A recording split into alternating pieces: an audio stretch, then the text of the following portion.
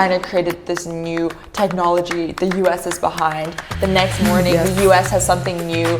There's an IPO. Wow, the US comes up. It's like a constant. In China, maybe people, they're more reserved, more to themselves. You know, they're scared to touch big topics, political things. It just comes so naturally to us. We're very lucky to kind of have electricity, whereas AI, it's something where when we use it, we're just like, wow, this is so new, But I feel like kind of clean energy is very underrated because obviously coal is a finite source. It's gonna run out one day. We are creators of the AI. That's why it's not a problem. Be innovative, communicate, network, open-minded, culture. Why the Europe, cannot, get into the top level of the AI or such kind of technology? Ooh, that's a really good question. Hello everyone, welcome to Amanda's channel. Today, I'm very honored to invite a very beautiful young lady, Tiggy, to be here and get my interview. Thank you for coming here. Thank you so much, Amanda. Yes, and Tiggy just finished her intern job in a Chinese VC company. So I think there must be a lot of interesting story to share with us. Yes, definitely. I'm so honored to be here. Yes, so Tiggy, can you first introduce yourself? Yes, of course. Hi guys, my name is Tiggy. My dad's British and my mom's Chinese. I grew up in Shanghai and now I go to the University of California, Berkeley. I am a rising sophomore, so I'm going into my second year in the fall. I'm going to be studying economics with a side of data science, and my interest lies in climate tech and venture capital. So I'm really excited to be discussing with Amanda a lot of very current rising issues and to share my insights and backgrounds between Asia, Europe, and the US. Yes, so Tiggy, I'm wondering why did you decide to come to a Chinese VC company to, finish your summer intern job? Definitely.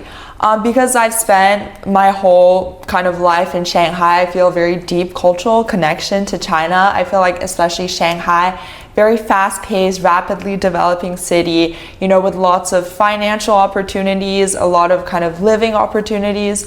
And after being in the US for my whole semester, I got an exposure to the Californian US side of things. So I feel like it's time to go back to my roots, come back to Shanghai and really experience kind of the Chinese tech side, because the US and China always in competition, always big headlines on the news. So I really just wanted to see both sides and kind of decide where I want to be in the future and get the best of both worlds essentially. Yes, so how would you describe your experience during the summer intern in the VC company? Is there anything very interesting that you can share for us? Yeah, for sure. I definitely feel like VC is very spontaneous. I feel like there's a lot of person-to-person interaction. For example, us doing this interview right now, I'm really grateful to have the opportunity to talk to different founders, collaborate with my colleagues, and this summer I was put in touch with a few different projects ranging from kind of sodium-ion batteries to kind of climate tech, robotics, AI, and I definitely feel like I developed a few kind of skills in different areas, definitely communication, because I have to communicate with my colleagues on a daily basis. I sit through meetings with founders, I gain different insights from kind of different industries. This startup, Thai Partners, this VC firm I'm at, the founder went to Stanford, and I'm really glad to kind of share a connection with him from Bay Area, Silicon Valley. I also learned kind of research and documentation, how to collect information from different sources online and put it all together in one place in a very concise, formatted way that really helps my clear, structured thinking. I also learned skills like kind of just being more laid back, sitting and kind of note-taking in the background, kind of really absorbing what founders say and seeing what I can learn from their experiences. So yeah, I definitely had a very pleasant, fun kind of experience at my internship this summer. Yes, I think I'm just wondering that what surprised you most before and after, because you connect with so many tech and robots, just as you see this ecosystem. Yes, I think it's so much more multifaceted than I thought. There's so many different sides of it, because obviously I've started to use AI in high school and college. I was just like, wow, AI, something that kind of is kind of replacing humans. That's the main concern. But then after my internship and talking to so many founders, I feel like AI is not replacing humans. It's moving in parallel. It's kind of helping, facilitating the way humans kind of work and, think about the world. It's kind of a new way to think about things instead of kind of bringing humans back. I feel like it's pushing, like humans kind of forward in a very like positive way. I feel like after reading the news so much, everyone's very worried, like, will AI replace our jobs, kind of replace what we're doing right now? Will we like stop making money and stuff? But after the summer, and especially in China, seeing the way things operate, and like also in the US, I feel like it's a very positive outlook. It's a lot of sunshines and rainbows, and I feel like the path is definitely really bright for AI and robotics and kind of Silicon Valley in China too. Yes. Did you have any different kind of feelings about Chinese founders or high-tech entrepreneurship? I don't know whether you have contact before in the US. Definitely. Yes. The difference that, can you share something more? Yeah, of course. I feel like in the US, obviously it's very creative. You would conventionally think Chinese, like kind of like the system is very like manufactural and like kind of more traditional. But this summer, like surprisingly, I feel like China has also kind of like paved way. They kind of use their manufacturing, and through their manufacturing, they kind of develop different pathways. They kind of take on ideas and modify them and make them better. Whereas I feel like in the US, it's just very, everyone's like very bright, intelligent, like they've traveled, they have lots of creative ideas. And China is very strong in manufacturing. There are a lot of, Shenzhen, it's like booming. There are a lot of factories and, a lot of labor. So it creates opportunities for the AI to kind of grow, but the people kind of take on some US ideas, European ideas, international ideas, and just make it better, level it up. So I feel like both the China and US, they have a lot to learn from each other in different kind of sectors. And obviously climate tech is very different from robotics. So in that sense, I feel like the China and US are kind of silently communicating, obviously competing, but they both become better in parallel. Yes. So, so as you see, which kind of industry you think is underestimated by the US or the foreign countries after you communicated with so many founders? Yeah, definitely for myself, because my dad was always really big on energy and kind of climate tech. I feel like this area is really underestimated just because we're always using light electricity. We don't go, oh my gosh, like, it just comes so naturally to us. We're very lucky to kind of have electricity, whereas AI, it's something where when we use it, we're just like, wow, this is so new, But I feel like kind of clean energy is very underrated because obviously coal is a finite source. It's going to run out one day. And with a rapidly growing population, people have to think of alternatives and having kind of sustainable energy, like the project I was exploring, sodium-ion batteries, kind of replacing this renewable energy. And I feel like in kind of the UAE also, it's very relevant globally across every single continent. And for example, Africa, because Africa is not as developed, it doesn't create the AI, it's a consumer of AI, whereas China and US are creating AI. Energy is a sector that people, even in Africa, every single part of the world needs. So I think kind of clean energy and climate tech is an area that's very underestimated. Okay, so if you give advice for the foreign entrepreneur or founders, if they want to enter into China to start their business or find some opportunities, which kind of industry or advice will you advise them to enter? Ooh, that's a really good question, because I feel like China is very, they touch on every single sector because they're always kind of in competition. They're at the forefront of everything. There's a lot of telecommunication. They get news from Europe, UAE, the US. Like, I feel like for China right now, obviously AI and kind of like manufacturing chips, because they are doing very well. But then with that comes obviously competition, how they can, make their systems faster, better than the US and all that. So I think when my dad told me kind of the energy thing, I was always like, energy, like seriously? But then actually after my internship and kind of gaining insight into the energy industry and how much potential it has, I feel like China could really levitate. And because they're manufacturing too, they have a lot of manpower to kind of create these huge solar systems, whereas maybe the US labor is more expensive. It's not as accessible. So I definitely feel like either AI or, like I said, energy is it's a very bright, there's a really bright future for China in that. Okay, so I think you might always heard of from the media that the competition between the US and China getting more and more serious. So I don't know whether during your intern job or anytime else that you can feel the competition, and how will you judge this competition between the two countries? Because your parents just from the two countries. Yeah. Exactly. So when it actually stood out to me, obviously I read the news every single morning. I go between New York Times, Wall Street Journal, all these climate tech news. I'm just like, wow, it's always China and the US in the headlines. China created this new technology, the US is behind. The next morning, the US has something new. There's an IPO. Wow, the US comes up. It's like a constant competition. Obviously that's in the news, but the moment it really clocked to me how much competition there was when I was researching a British sodium ion battery company. I don't know if I can say the name, but when I was researching the competitors, then I realized how in every single kind of main company from China, there's always lined up tens of hundreds of US kind of competitors that are doing very similar things. They're going hand in hand, neck to neck in the industry. Their revenues are very similar, all high numbers, in the millions and the billions. And then they're just competing to see what market they can break through in. So in the US, obviously the US has their own market, but to the Europe, which is also a big consumer market, whether China or US will take the lead. In Korea, they have LG solution for climate, whether China or US, where they'll import materials for China and US. And I feel like with the importing side,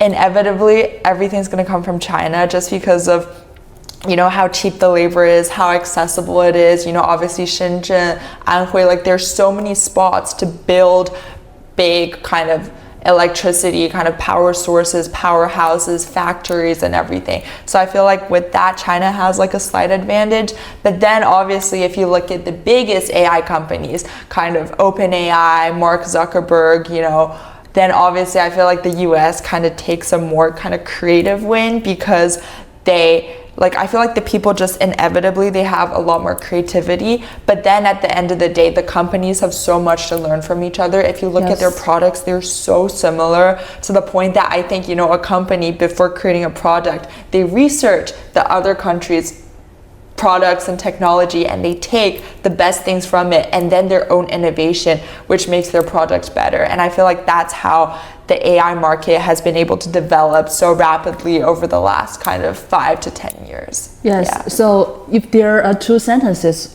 here, and I want to ask you which one you agree more. The world will be, divided into two, between the US, China. The world in the future will, they cooperate. China and the US, we cooperate with each other. Just the way.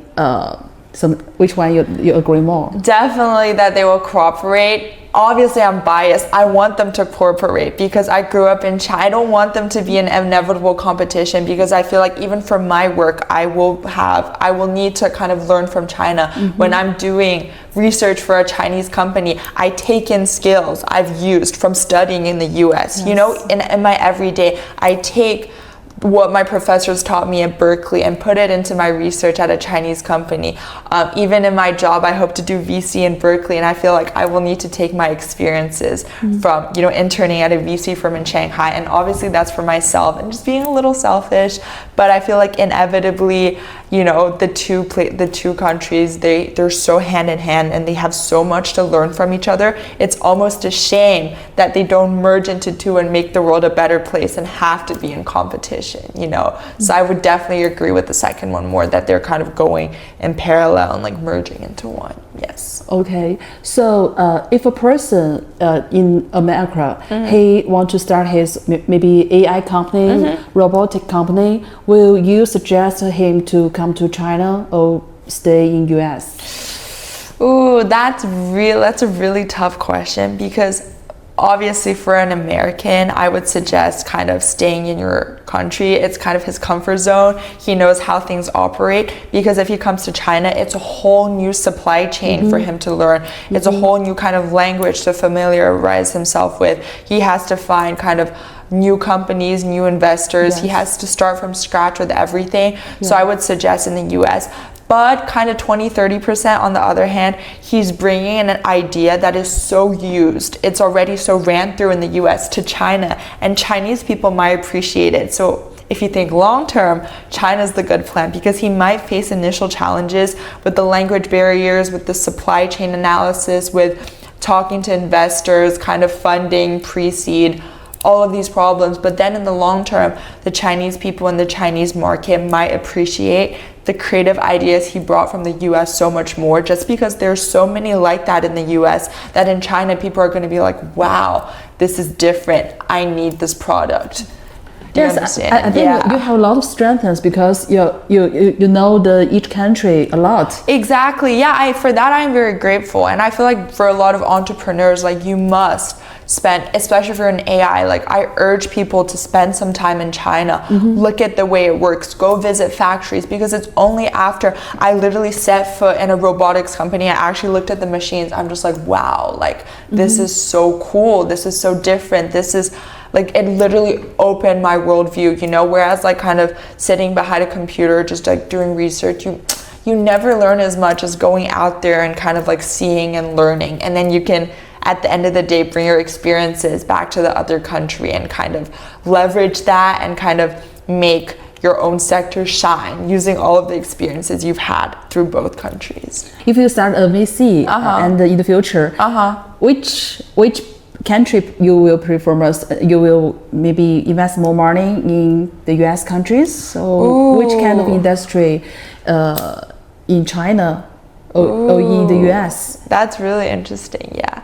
Obviously, at the end of the day, it comes to the founder and me talking to them and how persuasive he is and how good I think he is. But more in general, in terms of like broader like industry, I have to be biased just looking at the numbers.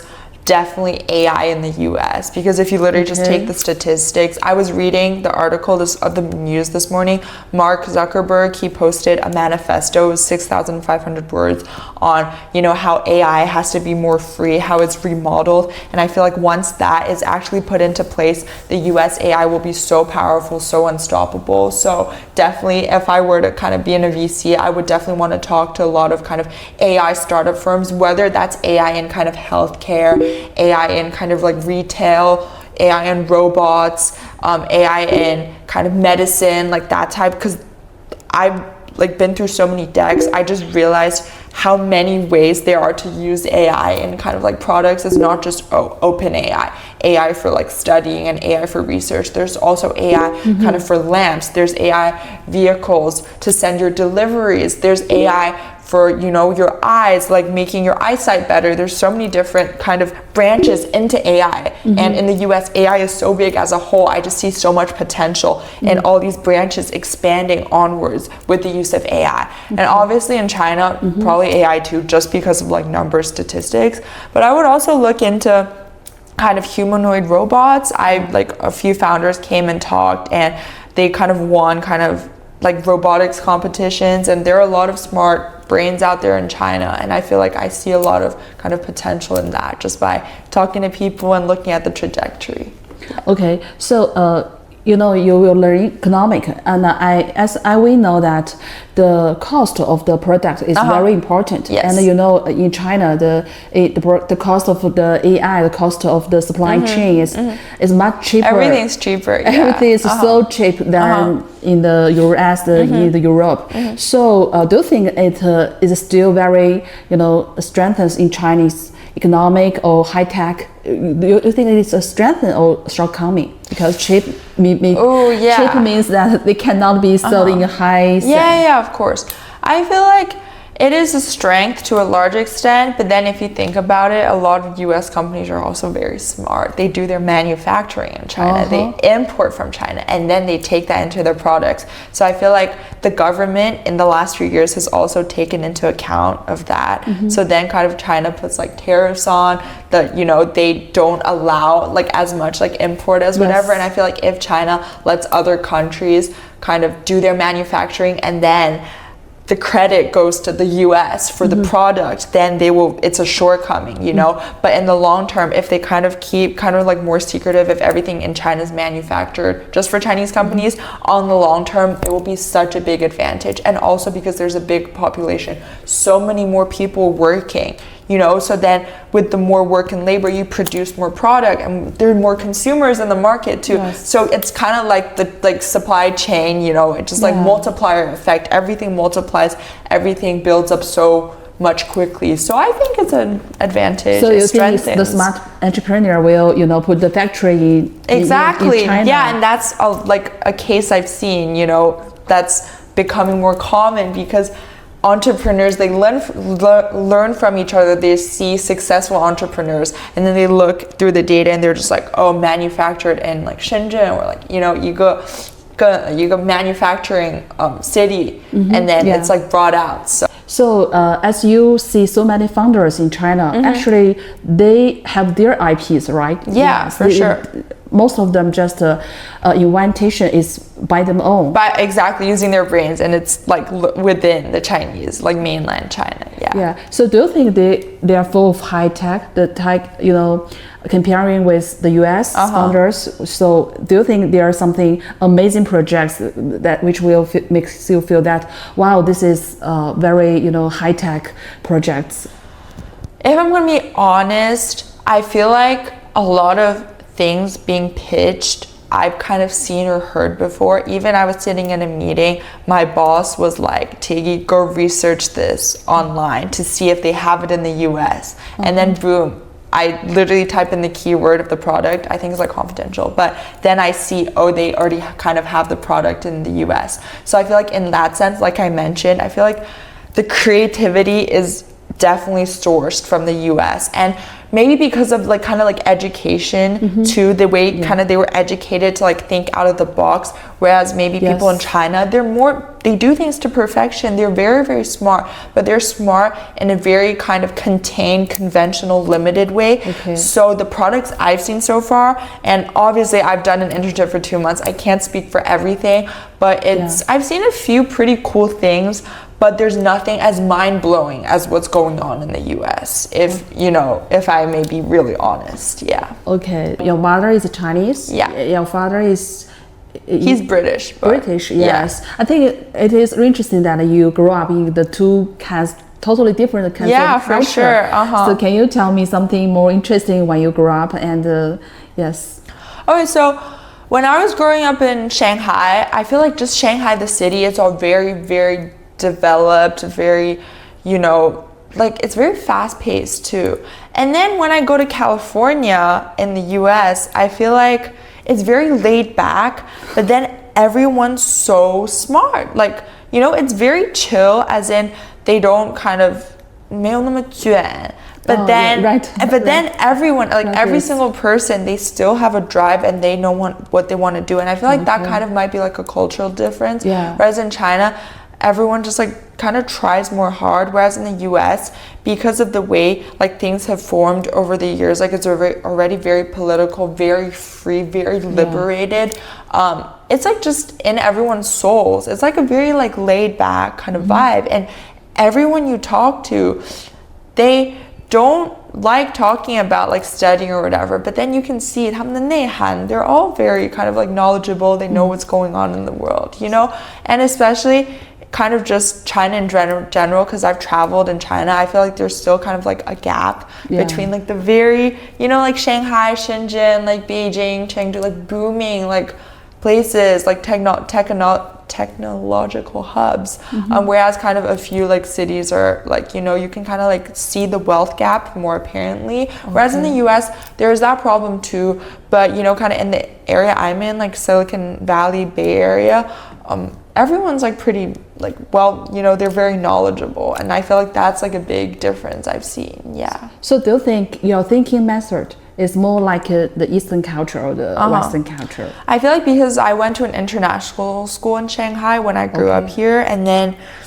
I went to a boarding school in the UK, and I kind of was on a more international system. I feel like I have a very kind of more like liberated way of thinking, and I feel like because my dad's British and you know he's also kind of in this industry, the conversations I have with him are very intellectual, and that kind of inspires me every day. I read the news a lot, I listen to podcasts, like I love thinking about kind of like deeper philosophical issues like this. And I feel like in China maybe people, they're more reserved, more to themselves, you know, they're scared to touch big topics, political things. It's only in the office where I get to discuss with people, whereas in Berkeley I can literally bump into someone on the street and they're just like, oh, like what's your major? And then if they're like econ, I'm just like, oh, me too, like what do you want to do? And most likely they would want to be in like the kind of startup tech scene. It's just like a very different vibe where everyone's more open and they share ideas, and I feel like-minded people, they inspire each other and they bounce off each other. And I find that when I'm talking to a person who is very intellectual, that stimulates me even more, and I can say even more educated, you know, things than like kind of if I were in, you know, China, like talking to someone who doesn't have that big of a worldview and what's going on in the world. Yeah. Yes. So can you share some, you know, how the people in the US, the young people, how do they regard China now? So I think many young people they don't come to China before. Yeah. Yes. I think a lot of people should, maybe they just, you know, recognize China from the media. So exactly. Yeah. I feel like there definitely is a piecewise like thinking that's not always right. So anytime someone talks to me about, I'm like, oh, I grew up in Shanghai, and they're just like, oh, like, you know, I've seen it on the news. I'm just like, yes, but you need to go visit especially because I'm very like privileged. I've grown up in Shanghai where everything's kind of booming at the forefront of the world.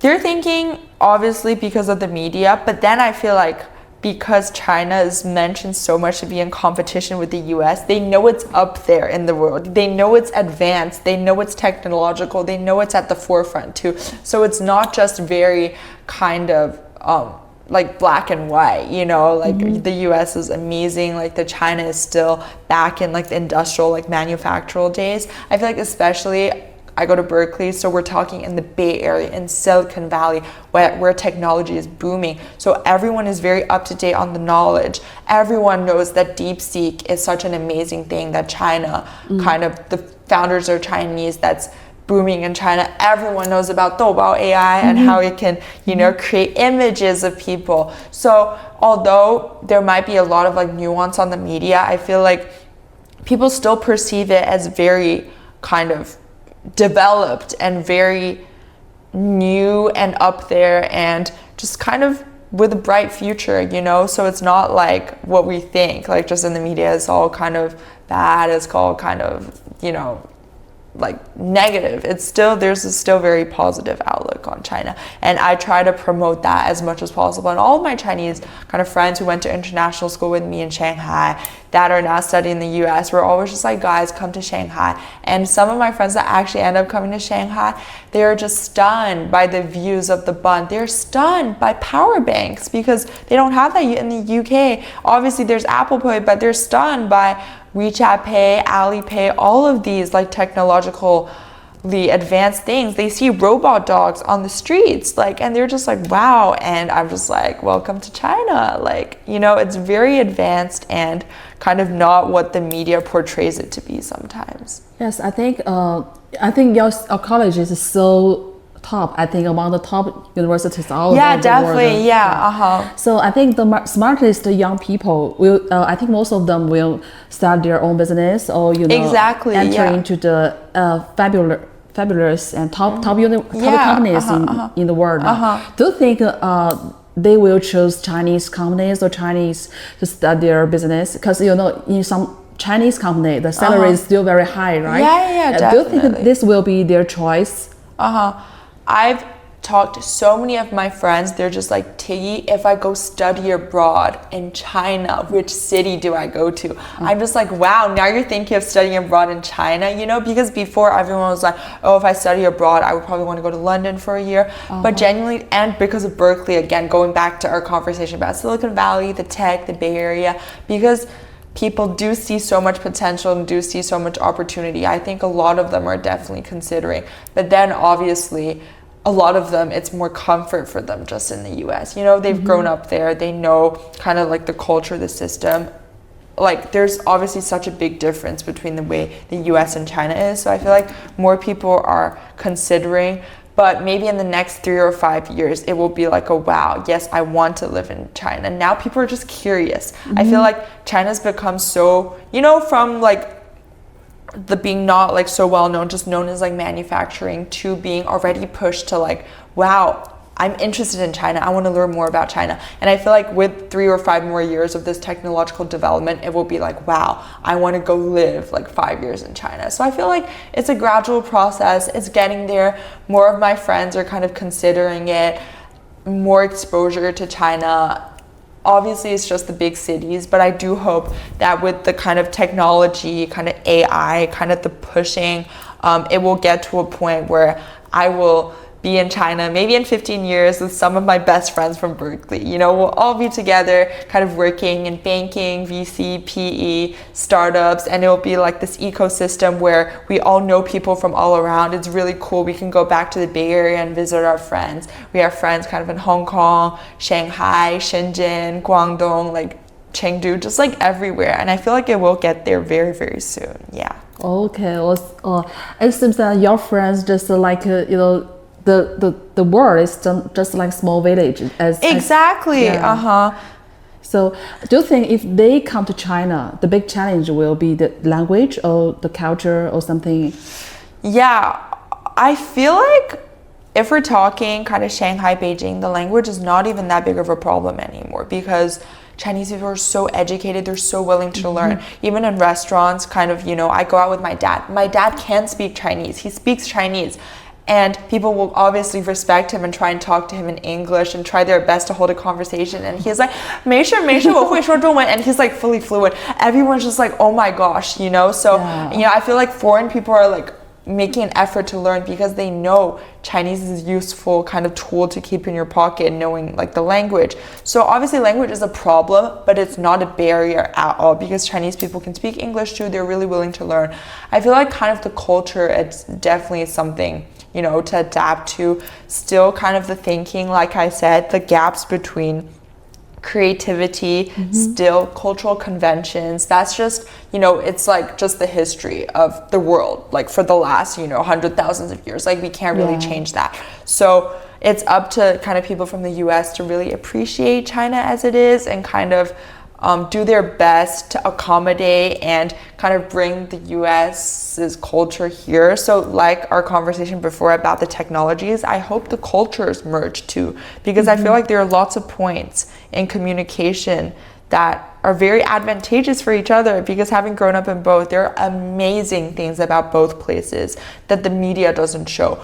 And you will actually just have to step foot on Chinese soil or Chinese people go and step foot on US soil and talk to people and genuinely just immerse yourself in it and experience. And then you will see, how great both places are and how much there is to learn from each other. So it seems it is really necessary for your students, your classmates, or the young people abroad to maybe do an intern job in China. Exactly, like internship or just like a semester abroad or like a 2-week trip. All of my guy friends, they're just like boys trip to China. I'm just like, guys, come, because usually they would want to do some like beach holiday or something.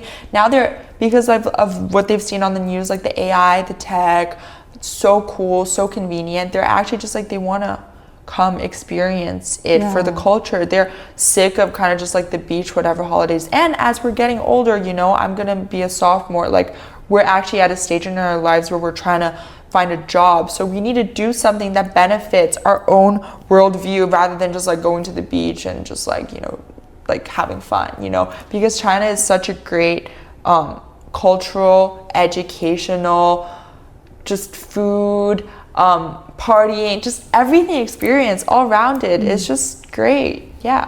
Yes. So just now you just talk about finding a job, and I'm interested in that whether it is really hard to find a job because of the AI. You know, it is said from the media that because of the AI, the many junior job is, you know, for the young people they're less and less. Yeah. So do you think it's a problem for your college? Or just, you know, because your college is among the top ones. So do you think it's just, you know, maybe the normal college we will face such kind of problem? Yeah, I was chatting to one of my colleagues. She asked me the exact same thing. She studied at like Oxford and now she like also works here. So she was asking me the exact same question. And I say, I'm very lucky to be at a top college. We are creators of the AI. That's why it's not a problem. Everyone who does coding, everyone from Berkeley, they start, like, you know, we create what the world is using. That's why it's not a problem for us, because 80% of the people at Berkeley, they take a data science class, they learn how to code. People in our school are people behind all the AI and infrastructure everyone uses. So then if you think about it, it's less of a problem because we create what the world uses. We control if we release this new AI or not, because we have the skill set of being in the Silicon Valley and having had the like deep coding and whatever skills to kind of control the ecosystem. Whereas obviously people kind of who are in a normal school, like, it's not going to be a huge problem because there's so many ways you can make your own job creative. If you're kind of like, I don't know, like a server at a restaurant with like robots, you can learn another skill. You can go do something else. Like, the world is wide. Like, go learn. You know, I just feel like you're not like trapped. It's not just like you're stuck in one place if you lose kind of your job. There's always way to go find someone else. But it's just kind of people in colleges with not that big of a startup culture. Obviously, I feel very fortunate. But, you know, people who are maybe more kind of artsy and whatever, they just have to really stand out in their own like domain and do something that AI cannot replace. And that's what I was saying about creativity, because I feel like US people are so creative. They always have an idea to make something new. They can go make art.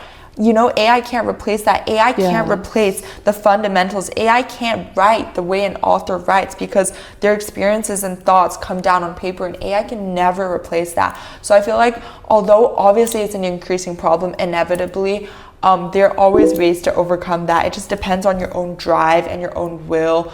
And if you kind of go out and experience the world, it will give back to you. I feel like the people who are so curious and so intellectual, they will never face the problem of not having a job, because you just talk to people, like build connections with other people. That's something AI can never replace. And building connections, networking, that can lead you to having a job, you know? So I feel like even though it's a problem, it's very much up to the individual to kind of figure it out for themselves, kind of get ahead, you know what's happening.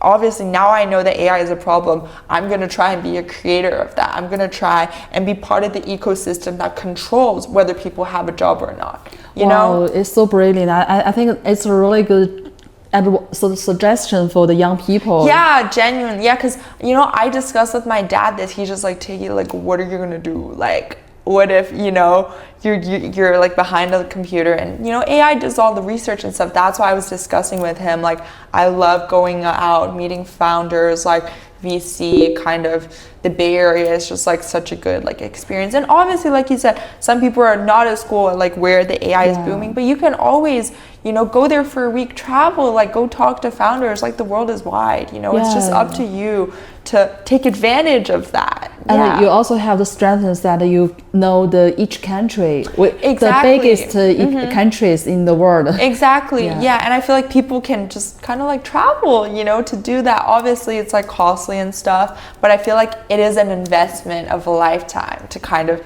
just see both places, because it helps you so much in job interviews and networking with other people, just being able to say, oh, I was in China, like I saw this like robotics AI, I saw where it was happening, and now I can bring my experiences back. Yes. People are gonna think you're so like much more different and more Yeah, interesting, you're so special. and you bring a new perspective too to the table. You know, it's something that someone who's just been in the US or like who's been in the same place forever doesn't have, and that makes you stand out. And when you stand out, you kind of create change and you kind of start leading the ecosystem. And once you're part of the ecosystem and you're in control of your own life, so you won't have to worry about, you know, not finding a job and whatever. Yes, I think you must, if you, in the future, when you find job, you must be think highly of by the boss, because you know the so many high-tech founders in China. Yeah, hopefully. And you know, it's just like, I feel like it's like a two-way conversation. Obviously, I'm gonna be so respectful and there's so much to learn from them too. But you know, everyone's had different experiences. So I always hope that I'm the person in the room that can bring something different to the table. And because I think so much and reflect so much, I want to be the person, you know, who can go ask insightful questions and just through a conversation with them, really make them think, oh, what she said can maybe kind of like change something in the way I act or change something in my company. Like I want to leave like an impact on people, because I feel like that's what we were born kind of to do, and to like observe and like think and experience. Yes, wow, so excellent. Oh, thank you so much. No, I think you must be the talent that both the China and the US want to have you in the future. Yes. Very much, I really do hope so. And I feel like the whole point I've been, you know, having an internship in the summer, going back to school in the US is just for myself, genuinely just get more experience, get more exposure, be more cultured, just, you know, so in the future when it does come to the time for like a job and for curating the own path of my life, I like left no regrets, because I went out and I saw it all, you know, even if it doesn't work out for me, knock on wood, at least I left no regrets, because I genuinely think it's just so interesting to see both sides of things. Yes. Yeah. So if someone in the US, the young people, they also want to, you know, enter the Chinese company to study their internship. So what kind of suggestion will you give them to find such kind of job chance? I think your experience in this company is very deserved to. I think this company is really good. I think. Yes, it's amazing venture capital firm. Yeah, and like because the founder, like he studied in Stanford too. You know, I feel like advice like I would give is definitely do it if the opportunity does come. But to get the opportunity is just not to be scared and just to go talk to people. Like strike a conversation with someone, like in a coffee shop. Like the most interesting conversations I've had with people, like random people on campus, were people like I was talking to when waiting for a cup of coffee on my way to class. You know, you never know. Maybe they're like the founder of the next most successful startup. You know, you genuinely just never know. And if you see someone, you know, they might look Caucasian, they might look white, like my dad, but they might have experience like in Asia or whatever. You never know who you talk to. So just like go meet more people, just put yourself out there, and kind of the right experience will land in your place with time. And I feel like the people who genuinely work the hardest, put themselves out there, will never miss that opportunity. Yeah, it's only if you're kind of staying in your shell and you're believing what's on the news, like, oh, like, you know, saying like the negative things about China, and you're never opening your mind up to the great, amazing things China has to offer. That's when you kind of fall back, and that's when you don't get the opportunities over other people for staying in your comfort zone. Just like always go out. Yeah, I feel like that's what I've been doing my first year, just taking like every single opportunity into hand and just like trying to turn it into something valuable, you know, because like even small moments might seem so insignificant in the moment, like a conversation, but then I go back and reflect on it and try and turn it into something useful, because someday it will be useful. Yeah. And another thing I realized, because my dad is British, you know, I feel like I kind of been so immersed in China and US, everyone kind of forgets about the 1,000 years of history of Renaissance Italy and kind of, you know, the Great British Empire, and how are they doing now? You know, how are they doing in the 21st century when AI is taking over the world in China and the US? For myself, through kind of experience and what I've learned, obviously just taking London, where I'm from, and I went to high school in a boarding school, Cheltenham, near London for kind of 2-3 years. The experiences I had there, London is still very much financial, but it is so inevitably traditional.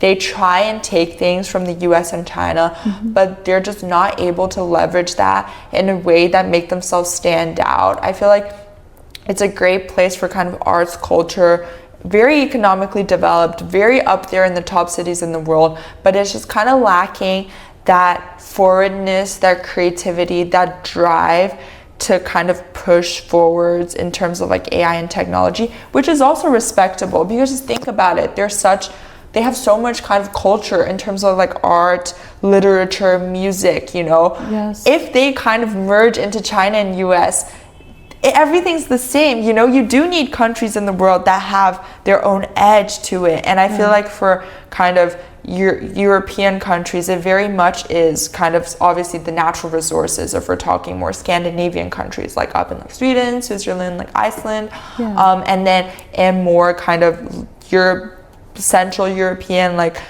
England, France, Italy, we're just be immersed in the culture. I feel like, and because things are so expensive and because the labor is kind of more limited, they're just kind of falling back in the kind of AI tech race, and I think that's okay. You know, every country has something that it's good at. Every country has something that's different, you know. It's not interesting. The world's not a good place if everything's the same, or else it's healthy for places in the world to kind of merge, like the China and US, especially in technology, but you do want places that's very distinctly cultural, has distinct cultural differences too. And that's kind of my opinion, you know, having like been in London and having gone back to London very recently this summer. I think the European actually has a lot of talents, has for a lot sure. of top schools, Oxford or something like that, Yes, Cambridge. for sure. And as I know that, you know, the Husby's DeepMind CEO, and he is from London actually. Yeah, for sure. I think why the Europe, you know, cannot get into the top level of the AI or such kind of technology because of the capital, the regulation, or what do you think the reason is that? I feel like it's a combination of a lot of factors. Like you said, you know, Oxford and kind of Cambridge, and you know, there are the G5 schools in London. There are a lot of good schools like Manchester, Exeter. Like these are all amazing schools that actually have such smart people. Like people I met in my high school, apart from people at Berkeley, they're kind of the same level of kind of like mindedness. But an inevitable factor is just the population and the land. There's not enough places to build factories. There's not enough places for the solar systems to exist. You know, the UK just think it's like a very small country, kind of hanging off, and also like France, you know. And I feel like a lot of just kind of culturally and kind of the government regulations too, because they already generate so much revenue from tourism, like south of France, south of Italy and stuff. They don't need to be up there. I feel like they're kind of comfortable in the way they are, you know. They don't need that much like revenue and capital from those things, and because they know 他们不能把这些东西做到极致, they don't have the resources to. So I feel like it is the right decision for them to just like take the step back and let everyone else take the lead. And it's very smart because they can, you know, they can use the AI, you know, they can have a share in a great company, but they don't have to be the places that kind of are at the forefront, because there are already the China and the US. So they can just like sit back and watch and take the best of the other worlds to kind of enhance them and kind of leverage that. But as we see that there are a lot of factories in the Europe, maybe in the Germany. Germany is kind of like a odd one out, because like I said in my company analysis, like sodium batteries and stuff, all of my competitors, China, US. And then I get like to Germany, and I'm just like, oh. And then if you think back, it makes sense too. Germany is so heavily industrial, like manufactural, like just through the history, like industrial revolution and everything. Germany had kind of just have kept similar. Yes. Germany is like kind of the manufacturing hub of like Europe, so it would make sense that. Yes, but do you think the Europe will regard China as the competitor? As you see, there are a lot of things, you know, in Chinese factory and they export to the Europe, and it seems that it makes a lot of unemployment in the Europe. Oh yeah, there's a lot of unemployment in Europe because I did geography in high school. Every time we learn about just kind of, you know, unemployment, it's more mainly in kind of Europe, like Southern Europe, you know, those places, just because there's so many employment opportunities in China and US due to the technology and stuff. So it does kind of create a problem, but then the cultural elements make up for it. And people in Europe, they don't need to worry about their jobs being replaced by AI because it's not that big there, you know. People who are doing their arts, cultural thing, they can keep doing that because they don't feel threatened. And then going back to your point about kind of who kind of Germany is a big manufacturing capital and who Europe views as competition, I feel like obviously they view China as competition because, like I said, from my research and stuff, in my tables, there's always China and US against Europe. But then I feel like after reading news and stuff, I feel like they are also quite happy with where they are at because they can leverage the best of both worlds and kind of just like sit back and watch the rest of the world take on the show because they're already at a very good place. You know, they do have some technology, it's very developed too, but then they want to keep their Renaissance, they want to keep their Byzantine, like they want to keep their old kind of historical elements to it. Do you think there's still a chance for the Europe? I think it's not the end, right? Yeah, it's definitely not the end. There definitely is chance, just due to kind of 就是那些地理位置, there's just not enough land. Like there is chance, but I feel like personally, having been in like Silicon Valley and stuff, the neck to neck competition is always going to be between China and US. Europe might catch up like a little like in the race, but inevitably just look at the economics data. Like if you look at the graphs and stuff, China and US and Europe goes like way down. Even if they catch up, you know, China and US are just going so fast paced, and because they are a competition with each other, they try even harder to invent new things, make things better. In a way, it's healthy competition, you know. In a way, it's so then the rest of the world never catches up. It's just them going against each other. Yeah, thank you very much. It will let me know more about Europe tech, I think. Exactly. Yeah, I feel like it's an area to look into because I'm just wondering why there's nothing about Europe on the news sometimes. A lot of attention just paid to the US and China. And only when I click on New York Times, I go to art. Then I see everything's like, oh, paintings in Italy, like museums in like Belgium, you know. And in the tech news, I only see China, US, China, you know, and a little bit of the UAE too. Yeah, so it's like an interesting area to kind of like ponder on and like think about. And like everything I've said is just kind of like based on my own experience. I feel like there's no right or wrong, you know, everyone looks at it very differently. And maybe people have been to places in Europe I haven't, where kind of the tech is like booming more than other places, because myself, I like to think a lot, so I do kind of like the art and cultural things a lot too. So then I tend to visit kind of more cultural places in Europe because I already live in two such fast-paced places where the tech is booming. I'm just like, give me a break. Like I want something more laid back and more like cultural. Thank you very much. So the final rapid fire, I want to give you several words maybe and very quickly the first thinking. So if you describe China in 3 words, which 3 words you give? Forefront, technological, modern, all positive. It seems that China is not an Asian country. Definitely not after my experience of working in like an amazing VC firm here, talking to so many founders. No. Okay, so I think many people should come to China to have a see. Exactly. Yeah. So tell me 3 things that you think China is better. Manufacturing, labor, land. Yeah, it's just the physical qualities of it, I think. You mean okay. So 3 things that you think America is better. Creativity, entrepreneurship, leadership, but not politically, leadership of like creating AI tech startups. People in my school, Berkeley, they drop out at 18 years old to create a tech startup. In China, the thinking is very traditional. You have to finish university or else 家里人会不开心的。你不能 like 出去工作 unless you've kind of finished an education for those who have the opportunity to, you know, whereas in the US, everyone takes lead of their own life. The parents are like, go for it, go drop out of school, go be a startup founder. Their parents support them Yes, too. just let it see where it takes you. That's a big thing I've seen, especially being at Berkeley. Yeah. Okay, wow, fantastic.